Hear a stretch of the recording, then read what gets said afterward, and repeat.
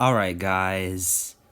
This is the long awaited BB26 cast ranking. So, one quick thing to note, I'm recording this literally right before the finale. Today is October the 14th.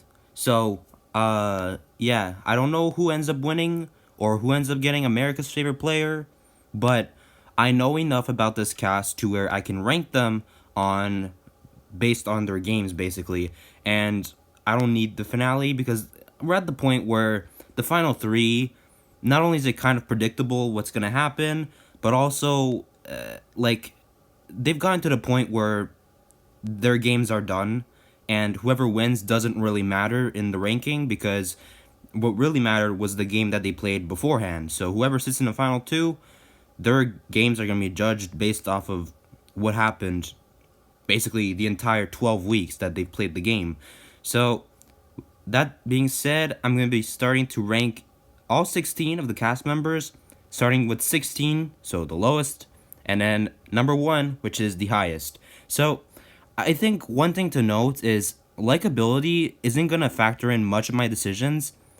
The only time where likability is really going to factor in is if I'm stuck between two contestants to rank on a specific level. I might put the one I like more slightly above. But other than that, likability won't get you far on this list. So I feel like this list is going to be as unbiased as possible.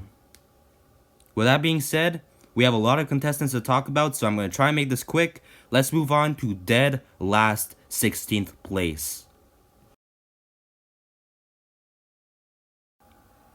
So coming in on last place, I really do not feel like that this is up for debate, and I don't feel like anyone is shocked by this. But yeah, it's Kenny. um, Kenny, what is there to talk about, Kenny? So, good things about his game. He won the second veto. That's something. But the thing is, he didn't even want to win that veto. So, what was the point? And I mean, he was debating on not using it until, I don't know, I guess change of mood by the wind, and he decided to use it on himself, which was what he was supposed to do. But I don't even know why the fact that he wasn't going to use it was up for debate. But regardless, that's basically the only good thing I can say about Kenny's game. I guess the fact that he got close to Tucker nearing the end, but at that point it was already too late. He was on the door. He was out the door at that point, and his game was already blown up by himself. So bad things about his game. The fact that he constantly told every house guest how he wanted to leave the house. Every single house guest. Also, I guess another good thing about his game was the fact that he was very close to Matt. But Matt was literally the first person evicted, so, his final two went out the door. Once Matt got evicted, he just kept on complaining that he wanted to go home, he wanted to quit, self-evict, whatever. But he didn't self-evict for whatever reason, and he wasted us a Big Brother week, which kind of pisses me off a little bit, but I'm gonna chill on that. Other than constantly wanting to quit, he didn't have good bonds with anyone. No one really wanted to work with Kenny apart from Matt, but like I said, he got evicted first. Tucker, which nearing the end, but at that point he was already getting evicted. And kind of Brooklyn. Brooklyn kind of tried at some point, but Kenny just completely shut her down. So he did not do himself any favors. The Houseguests did try. I mean, Tucker, Matt, and Brooklyn did try, but Kenny just wouldn't budge. And so he got evicted eventually in week 3.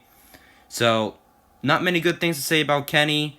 I'm sure he's a good man outside of this world, but inside of the house, he just was a terrible player. And he's honestly the only player on this list where I can say he played a bad game because I feel like every other contestant had some good things going for them.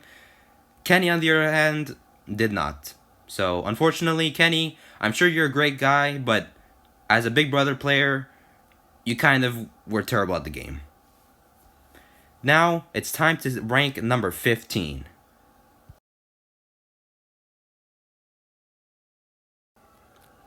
Now, in 15th place, I was kind of debating. So 15th and 14th place, to me at least, were kind of a toss up because I just didn't really know which one to put here.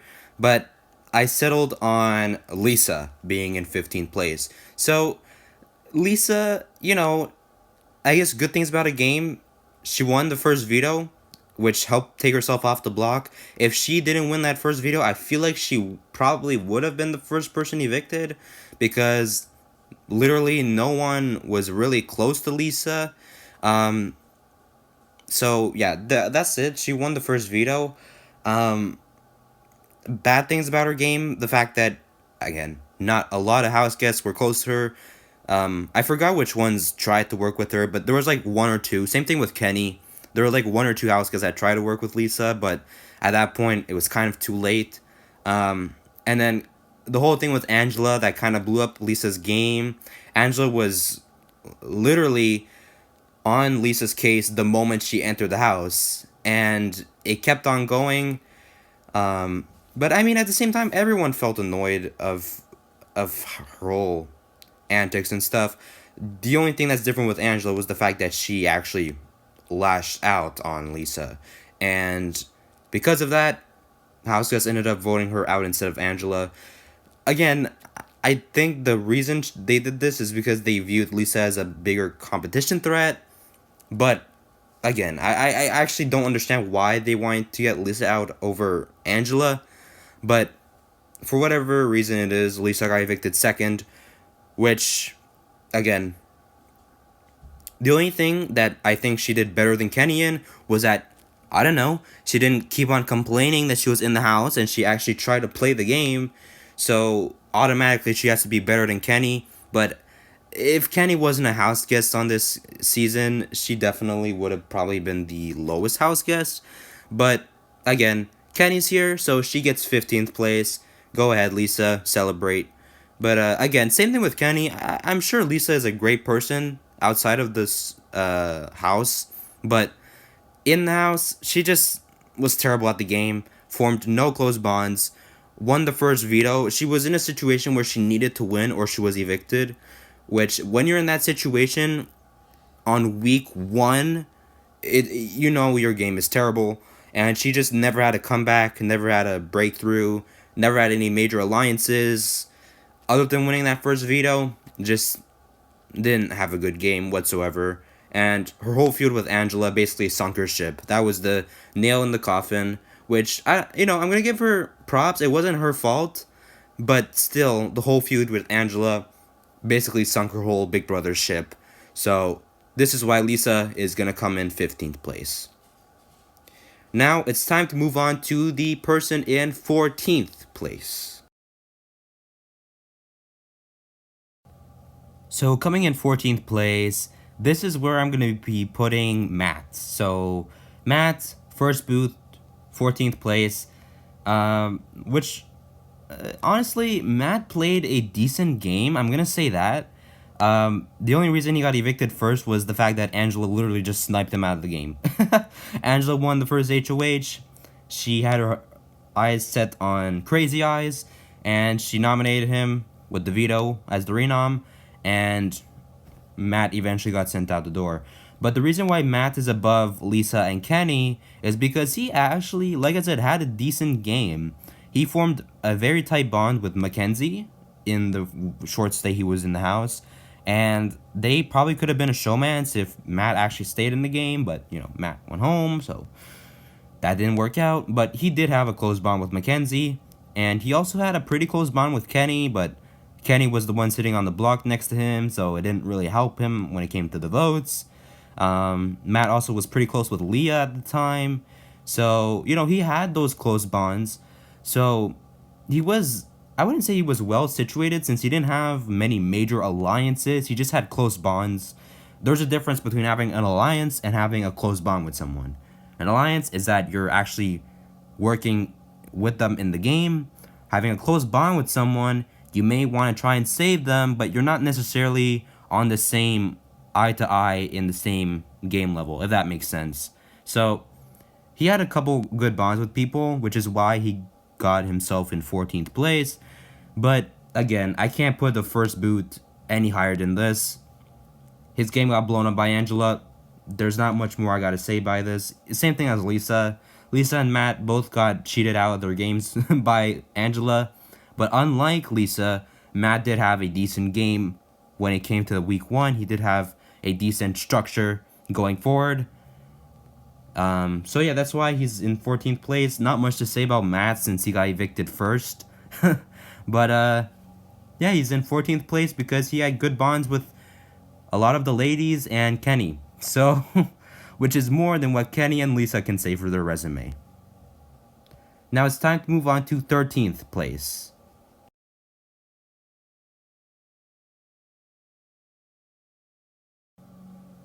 So next up on the list, I feel like a lot of people might find him to be pretty low. But yeah, coming in 13th place, I'm gonna have to put in Joseph. Now, Joseph played a very boring game. To say the least. Joseph, he didn't really do much when it came to the game.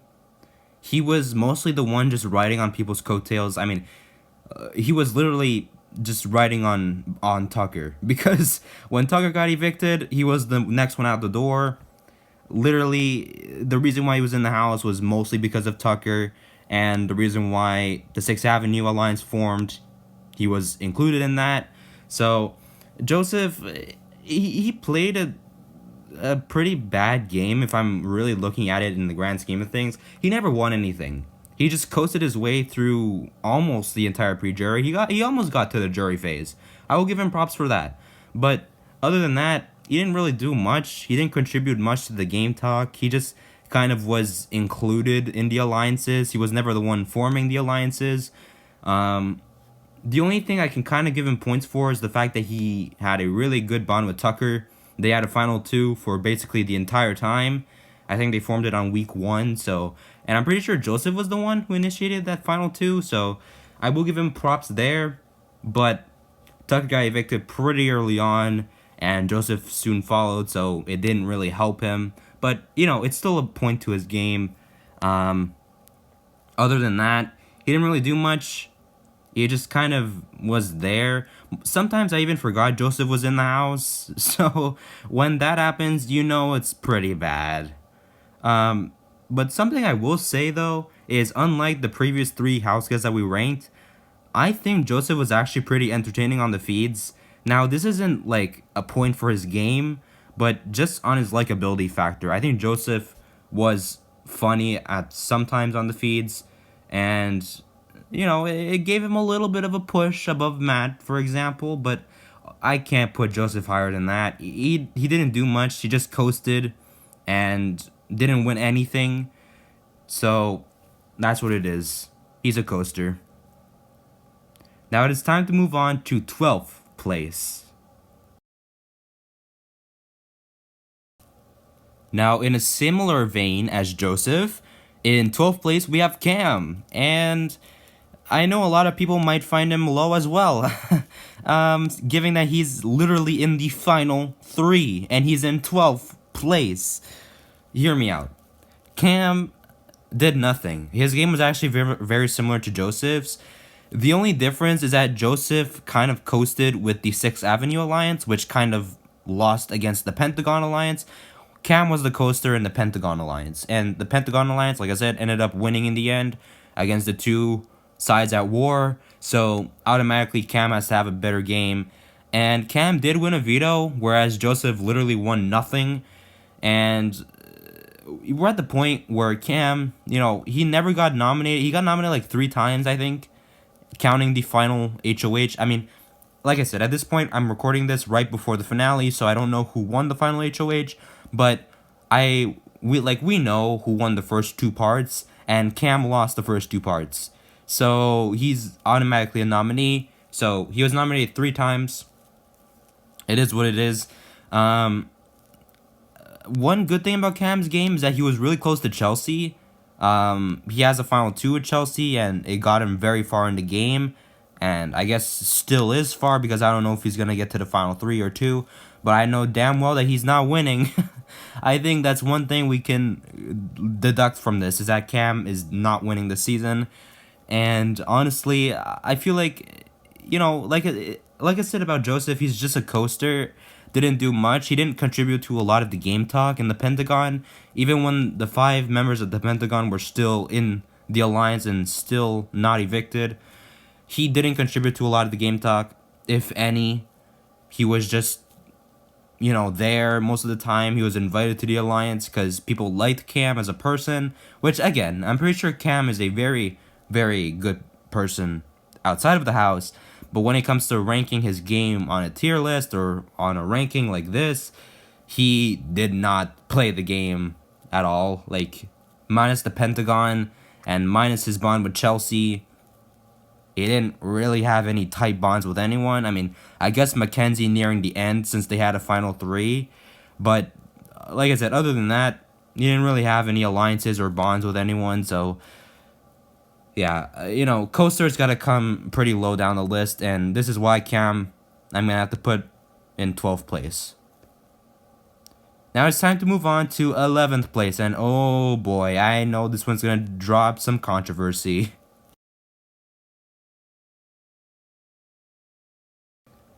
Now, in 11th place. Okay, I'm just gonna rip off the band-aid. It's Angela. Okay. Hear me out. Angela, before I even talk about her game, I just want to say thank you, Angela, for making the season entertaining. After what happened in BB25, I was scared that we were gonna have another just boring steamroll season. But thanks to Angela, and even, I don't know, I would say even Tucker too, they've made the season entertaining. But Angela comes in 11th place, and here, this is why. Angela comes in 11th place because she never had any solid alliances. I mean, in the beginning of the game, she singled out Matt, she singled out Lisa, and at that point, all odds were against her. So she was on the block almost every single week after that point, minus week 5 when Tucker won the HOH, because Tucker actually tried working with Angela, but Angela literally backstabbed Tucker. So that didn't really help out. The only real alliance Angela was loyal to was the one that she formed with Leah later on. And that one she was loyal to, which is why it gets her up to this point. She's also this high because she won 2 HOHs. Even though one of them was nullified by the deepfake HOH, she still won 2 HOHs. And she did single out 2 of the house guests. So the fact that she was able to snipe 2 house guests out of the house, literally in the first 2 weeks, you know what? Props to her. But like I said, she really wasn't doing herself any favors. She was drumming up drama every single corner of the house. She was having fights with a lot of the house guests. Nearing the end, she was dying it down a little bit, like when the jury hit. Around that time was when Angela kind of lowered her antics a bit. But before that, during the whole pre-jury, she was kind of just this drama-inducing machine. And no one really trusted her. No one really wanted her in the house because she kept on getting nominated. But then they kept on wanting to get a bigger threat out of the house, so they kept on using the veto on her. So, I mean, it is what it is. Angela played a decent game at the end of the day, but she did backstab a lot of her allies, and it costed her in the end because she got evicted in double eviction once Leah got evicted, which at that point was her only real alliance member, and she got evicted then. Now, with all that said, I just want to mention one more time, I love Angela, and I'm glad that she made this season entertaining, but I cannot put her any higher than 11th place. I'm sorry. Everyone after Angela just deserved the spot more. Now it is time to move on to 10th place. Moving into the top 10 house guests now. Just barely cracking the top 10. And this one I was actually debating on putting under Angela, but here we have Brooklyn. I'm putting Brooklyn in 10th place. Brooklyn, she did play a pretty good game, if I'm being honest. Early on, she was one of the heads when it came to the Pentagon Alliance. I feel like within the Pentagon, you have Cam and you have Cedric kind of at the bottom. You have Quinn, that's kind of like the wild card somewhere in the middle. and then Chelsea and Brooklyn were kind of running the alliance and were kind of the masterminds behind of it all until she got sniped by Tucker, and then she was unfortunately the one evicted. But had she stayed in the house, I feel like she would have probably gone really far with Chelsea, because that was her main alliance. Chelsea and Brooklyn were riding with each other. They were the final two. Even before Chelsea had an alliance with Cam, she was very loyal to Brooklyn. So I feel like had Brooklyn stayed in the house for longer, she probably would have rode it out to God knows how far, but she would have probably gotten pretty far. And I honestly have to give her props. She was, like I said, the mastermind behind her alliance, and she was the reason why Matt, Lisa, and Kenny went home the first 3 weeks. It went very smoothly then. But then the Cedric blindside in week 4 kind of flipped the house upside down. But it is what it is. I think Brooklyn, like I said, played a pretty good game. The only thing I guess I could give her a knock on was the fact that she wasn't that good at competitions. She didn't win anything. Unlike Chelsea, Chelsea won a lot of competitions. Brooklyn didn't win anything. So I guess that's why she's this low on the list. But also the fact that, like I said, she got sniped pretty early on. So I can't really rank her that high. But I do have to say that Brooklyn did play the game pretty well. With the alliances she formed and the bonds she made. It just was an unfortunate turn of events, because I feel like had the circumstances been different, she could have definitely been, there was a chance where she could have been the winner of this season, if I'm being for real. But, what happened, and she got evicted 5th. So that's why I'm putting her in 10th place. I'm not really putting her that high, but I'm putting her high enough to where I recognize the good parts of her game. Now it's time to move on to 9th place. So coming into 9th place, I actually was having a lot of trouble determining who's 9th and who's 8th. So whoever's 8th place coming up, you guys are gonna realize, I don't know, it's kind of, they're on equal spectrums when it comes to their game, but one of them slightly edges the other, I feel like. And the reason why I got 9th place here is Quinn. So Quinn, okay, the first thing to note, he won the power in the first week, right? He won the Defake HOH, which is one of the best powers anyone could ever want. You basically get a free HOH within the first 3 or 4 weeks without actually winning it, because you get to overturn any HOH that you want and nominate who you want. You also get to nominate a replacement. But the way that he utilized this power was absolutely horrendous. I mean, when he had that power, he nominated Tucker with the hopes of him getting evicted. He won the veto, so he nominated Robina as a replacement.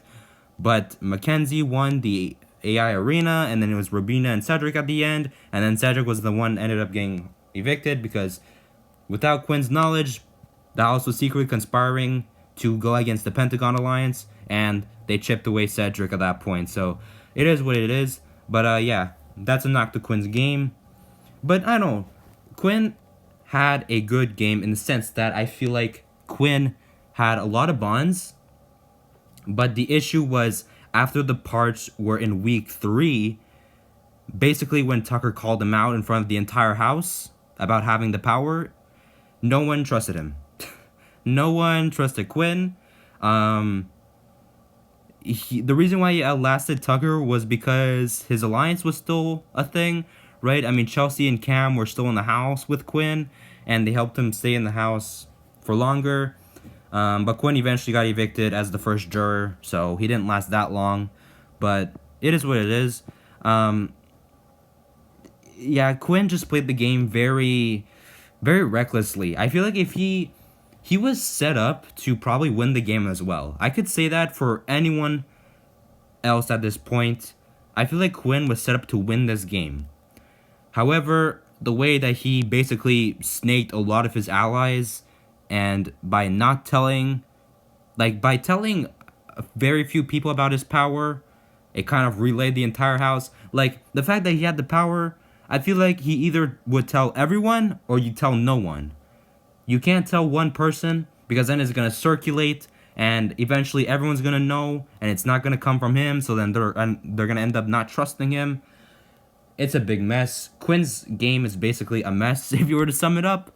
But it's a good mess and it's a bad mess because he had some good moments.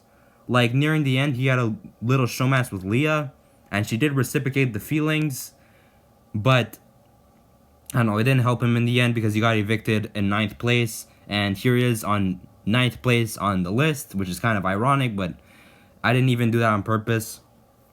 Yeah, Quinn's game was just a big, jumbled up mess, and some of it was good, some of it was really bad. So that's why I'm putting him in ninth place.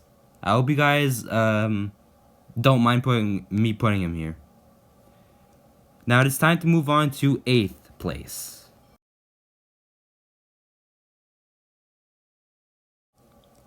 Now coming in eighth place, right at the halfway mark, it's Tucker. Yeah, you guys were probably waiting for me to rank him. Here he is at eighth place. Hear me out. Tucker, okay, he played. This is why I was debating on switching him and Quinn. Because I feel like they both played a very reckless game, just in different senses. Tucker was very trustworthy, but he won a lot of stuff and called a lot of people out, so that's why he was a big threat. Quinn, on the other hand, won a few things, but he basically snaked his allies, and that's why he was a big threat. So, Tucker was a threat because he was too loyal, and Quinn was a threat because he was unloyal, if that makes sense. So, Tucker, though. Tucker, you know, in the first week, he kind of didn't do much because he didn't really want to be a part of much. In the second week, he won the air arena like a boss, and he just crushed the two people in the arena at that point. In week 3 was when his game started going downhill. In week 3, he called out Quinn in front of the entire house. He used the veto on Angela, of all people. And, yeah, not using the veto on yourself when you're on the block just comes off as arrogant. And it makes you look like you think that you own the game. When really at that point, Tucker didn't really have that many allies to solidify himself in the game. So, his downfall started in week 3. Week 4, he won the veto, so he pulled himself off. In week 5, he won the HOH, sent Brooklyn out the house. But the moment where he didn't win anything, which was week 6, he went home. The thing though, why he's so high on the list was because he took initiative. He realized that he was in a situation where he had to win or he lost. So he formed the bond with Rubina. Rubina was his main ally, his main showmans other than Joseph. I know he was really close to Joseph as well, which was his final two ever since the beginning. He also formed the 6th Avenue Alliance when T-Core and Chemo flipped on the Pentagon. He formed the 6th Avenue Alliance with him, Joseph, Rubina, T-Core, Chemo, and Angela. But Angela ended up, not being a part of the alliance, and then Tucker ended up being evicted. So then the 6th Avenue Alliance crumbled very quickly. But, I do have to give him props for the fact that he did take initiative and form that alliance to help himself. He did win when he needed to, except when his luck streak ended and he lost in week 6 against Mackenzie. But, it is what it is. Tucker, I feel like, played a decent game because he was at the point where not a lot of people disliked him. But he won too many comps, and he called people out, and he made some reckless moves, and that's what really costed him in the end. So that's why I can't put him higher than 8th place. But I do think that, again, same thing as Angela, I will have to give him props for making the season entertaining. So, props to Tucker. Now it is time to move on to 7th place. So coming in 7th place, we have Tucker's showmance, Rubina. So, Rubina, unlike Tucker, didn't have a giant target on her back. So once Tucker got evicted, she kind of flourished, actually. Before Tucker got evicted, she was kind of just riding on his coattails. But after Tucker got evicted, Rubina was actually able to play her own game, which she kept on telling herself to the house guests, I'm playing my own game. I'm not playing Tucker's game.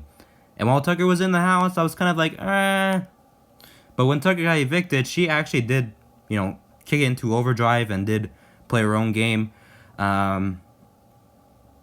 won one BBA arena and she didn't really win anything else, which is why she's not higher. But I have to give her props that she did make it to the final four. No matter how you make the final four, if you coasted, if you had a great social game, if you comped your way there, making the final four is a feat, and you have to give props for that. She also was very close to T-Core and Chemo, which helped her game when it came to the jury phase, and also the Sixth Avenue Alliance, which was, yeah, Chemo and T-Core, well, at least what was left of it at that point. She was very close to the women in the house because she was very empowering when it came to promoting the idea of making a woman final three or woman final four, whatever at that point. And, most of the girls did buy it at that point, but they were loyal to their alliance at the end of the day, which is why Rubina got kicked off in fourth place. I don't know. I feel like Rubina is kind of one of those contestants where I really liked Rubina as a person, and I think she had an amazing social game. That's one thing I will give her major props for. Her social game was on point. However, her reads on the game were sometimes off, and she didn't win that many competitions, so this is why I'm going to put her in 7th place. Not too high, but high enough to where I'm going to recognize her social game and her the fact that she made it to the final four. Now it's time to move on to the person in 6th place.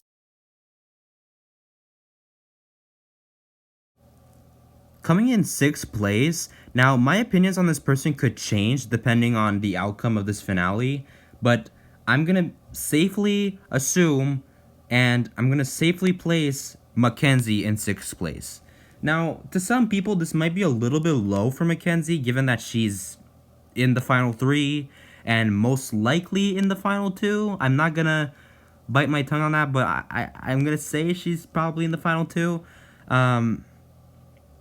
But the thing about Mackenzie is, in the early parts of the game, her game was terrible, right? Her main alliance was Matt. Matt was the first person evicted. After that point, she was kind of not really in any alliances. She was constantly nominated, and she was in many situations where she needed to win the BBA arena or she was getting evicted.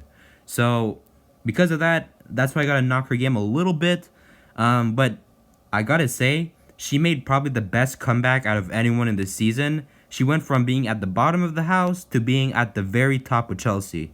And those two girls kind of like rode it out until the very end. And now here they are in the final 3. Mackenzie, she played a very good social game after the first half. Nearing the jury phase was when she kind of picked it up and actually played the game very well. She was nominated a handful of times, which is why I also got to knock her game a little bit. But again, when she picked up her game and actually flourished, she did amazing, and she's still doing amazing.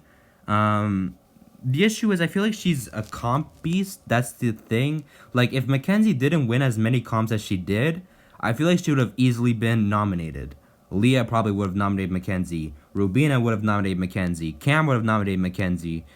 Quinn probably would have nominated Mackenzie as well. Angela would have nominated Mackenzie. Like, a lot of the jury members would have nominated Mackenzie had she not won the HOH, or had she not won the veto, or had Chelsea not influenced their decision.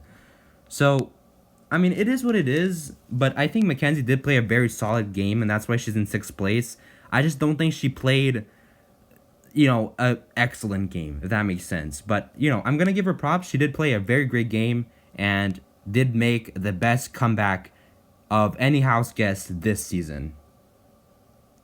Now it's time to move on to the top 5 in 5th place. So rounding off the top 5, in 5th place, we have Chemo. Now, I know to a lot of people this might be a little bit high for Chemo, but hear me out on this. I think Chemo played a very Rubina game, except his game was kind of better in a sense.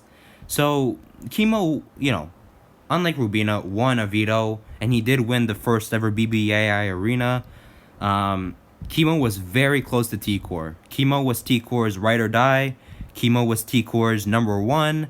T-Core was going to take Chemo to the end. Chemo was going to take T-Core to the end. Those two were seen as an immediate duo for basically almost the entire game. So I guess a knock to Chemo's game was the fact that he was nominated week one. But like I said, he quickly won that AI arena and pulled himself right down. And he kind of flourished from then. He didn't get nominated for the rest of the pre-jury up until Joseph, and then he got nominated almost every week since then. I think he got nominated every single week since Joseph. But the thing about Chemo was that he had a great social game, and because of T-Core, the fact that T-Core was automatically seen as a way bigger threat than Chemo, Chemo ended up staying in the game. But the thing is, Chemo had a really good social game. Like I said, he had a very similar game to Rubina in the sense that he didn't win too much, but he did have a very good social game, and he was never anyone's big target up until the final five. And the decision came down to him or Rubina, and Chemo ended up winning more competitions than Rubina, so that's why Chemo got cut fifth. But it is what it is. I think Chemo played a decent game.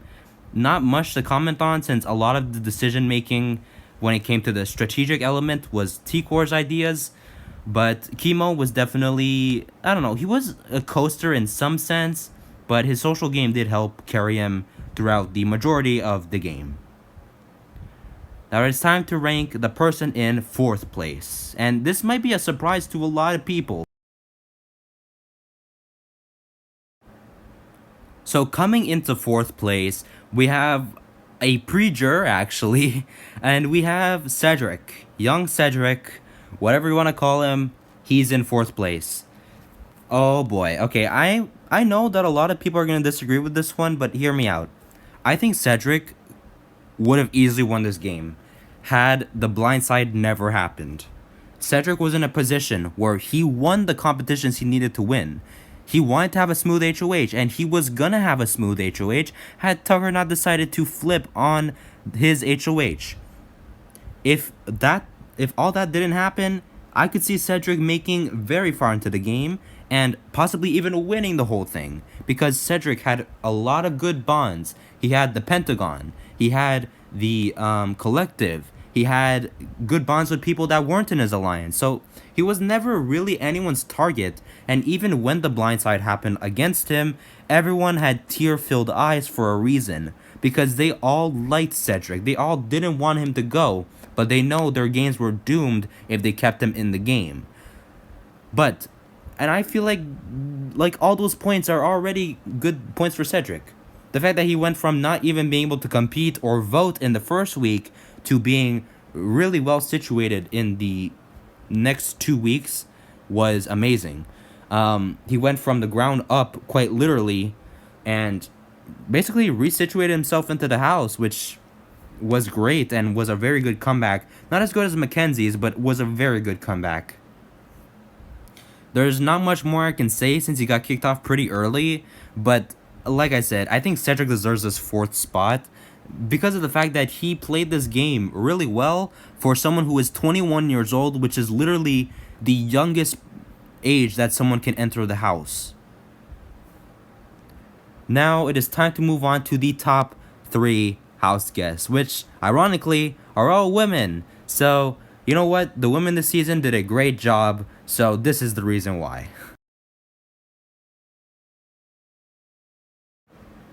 Swooping in and getting the bronze medal in third place, we have Leah. Okay, so Leah, if I'm being honest, didn't do much in the first half of the game. She kind of was just there, very similar to Mackenzie, except unlike Mackenzie, she wasn't nominated every single week during the pre-jury. She was actually never nominated up until the point where she was backdoored in the week where she was evicted in week 10. So good things about Leah's game. I think the fact that she coasted throughout the pre-jury was very beneficial for her game. She was never viewed as a threat. In fact, I think she played this dumb image, this dumb blonde character to help further her longevity in the game. Because in certain situations, she did, kind of play this act where she didn't know anything and kind of was lost in the game, when really I feel like she knew every single thing that was going on. Her main alliances were with Quinn and Angela. She did have a little thing with Mackenzie, and Mackenzie, that's another thing that I forgot to talk about Mackenzie's game. The fact that she backdoored Leah on her HOH. Leah was someone that would never put up Mackenzie. She literally backdoored one of her closest allies for no reason other than to please Chelsea. Now, anyways, Leah, played a really good game. Like I said, she had kind of a little showmance going on with Quinn. I wouldn't say it's a showmance, but it's kind of like a flirtmance. And Angela was a very strong ally for her as well. She was very well situated with Mackenzie, Quinn, and Angela. Those were her three biggest allies in the house. Up until, like I said, Mackenzie just followed Chelsea's orders and backdoored Leah that week. She did win an HOH, and she was the one who sent T-Core out of the house, which was, I feel like, one of her biggest moves to date. T-Core was, I feel like, if Chelsea was evicted, I feel like T-Core was the one set up to win the whole thing.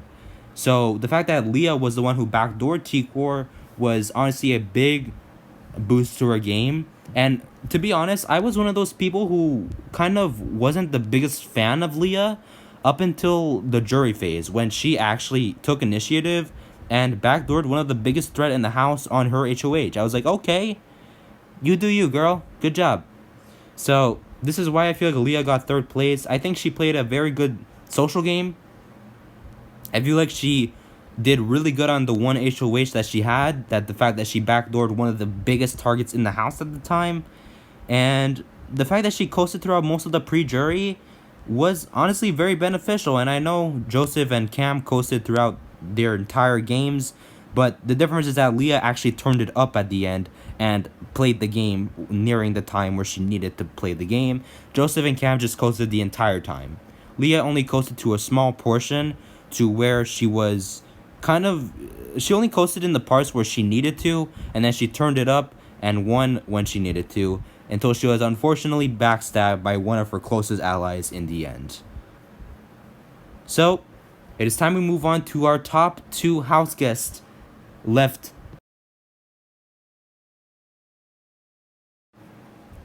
So coming in and getting the silver medal on this list, we have T-Core. So T-Core, I think, played a phenomenal game. She was a very social person. She got along with literally everyone in the house. I don't think there was a single person in this house that disliked T-Core. The only knock to her game, I feel like, was her HOH. I think her HOH was done poorly because she nominated Tucker. Now, to be fair, Tucker did volunteer to go on the block, but the fact that she did carry out and did nominate Tucker, I feel like wasn't a good thing, because Tucker was a big target at that point, and if she took out Tucker, she was automatically the next big target, because that's another thing, is that everyone knew that T-Core was a mastermind in the game, even Chelsea. But the thing with T-Core and Chelsea is that they were both, aware that they were both big threats in the game, so they were not willing to take shots at each other. Up until the week where T-Core got backdoored. By Leah, of course. But Chelsea and T-Core, of course, were, kind of close, because they realized that, they were the biggest sides. They were the biggest contestants on either side of the house. And that's the thing. If Chelsea was the one backdoored instead of T-Core, T-Core would have easily won the game. We're in the situation where T-Core was the one backdoored instead of Chelsea, and I feel like we're in a situation where we will probably see Chelsea win the game tonight. But the thing about T-Core is that she was an amazing social player. She was really close to Chemo. She was in the 6th Avenue Alliance. She was in the Visionaries. She was in the Collective. She was in a lot of the alliances in the house, and she kind of played both sides up until the flip against Cedric. But, up until that point, she was playing both sides of the house and was the puppet master. I feel like throughout the early game, T-Core was actually the puppet master and not Chelsea. But then Chelsea kind of kicked it into overdrive and just took over the game and took the bull by the horns and steered it back into her direction. But, I feel like her downfall started with Tucker getting evicted, but, it is what it is. I think T-Core still played a phenomenal game, and she is a phenomenal human being. I think T-Core definitely deserves the second place position. Alright, if you guys deduced who is left to be ranked, you'll know who's coming at number 1.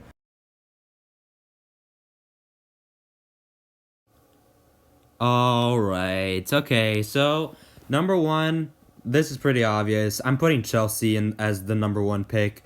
I think Chelsea consistently stayed on top of her game. And the only time when she kind of lost her footing a little bit, she was never the main kind of blowback of it. So Chelsea in the beginning of the game, she basically made a strong mark because she was a part of the collective and the Pentagon with Quinn, Brooklyn, Cam, Cedric, Tikor, Chemo. That was her big alliance. Now, Chemo and Tikor did end up flipping later. However, she did form strong bonds with Brooklyn and Cam, especially.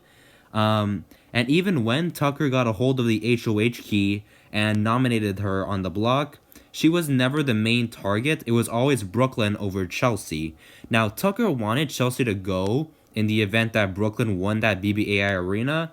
However, no one else was on board, not even Rubina wanted to vote out Chelsea because everyone liked Chelsea. That's another positive about her game. Everyone liked Chelsea. Literally, Quinn mentioned how Chelsea's gonna win this game, but he's not nominating her because he likes her. Like, how are you so well liked to the point where someone's not gonna nominate you because you're playing such a hell of a game? I mean, Chelsea all around was just a great person. Also great on the feeds too. Like she was just a very real person and someone I feel like a lot of people in general can relate to and find funny and just like as a human being. Also her like I said, her game it was not flawless, but it was really good. She was nominated only once and possibly twice, but only once and she won HOH a record of 4 times. And also, she won a BBA arena. So she won those comps. She had those alliances. She had those bonds. She was never a main target of anyone. And also, she was never really at risk of going home. So I feel like it's a no-brainer that Chelsea is at the number one spot on this tier list. Or ranking, whatever you want to call it.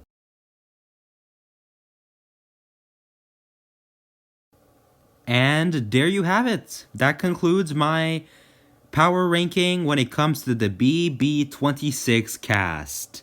So, one thing to note, remember this is all my opinion. So if you guys have different opinions, go ahead. That's up to you. But don't say my opinion is wrong just because you don't agree with it. In fact, I would love to hear your opinions in the comments down below. So please let me know, who do you think is the strongest game player in this cast? Who do you think is the worst game player in this cast? And who do you think is the most unexpected game player in this cast? I would love to hear your thoughts in the comments down below. With that being said, I'm going to have to conclude this video because it's already a long one. But yeah, I hope you have a great BB26 finale night. I know for sure that I'm going to be watching it. And yeah, I hope we know. I'm pretty sure we collectively know who's going to win it. But, you know, it's still important to wait and see. Alright, I'm Fern signing off. Have a good night, everyone.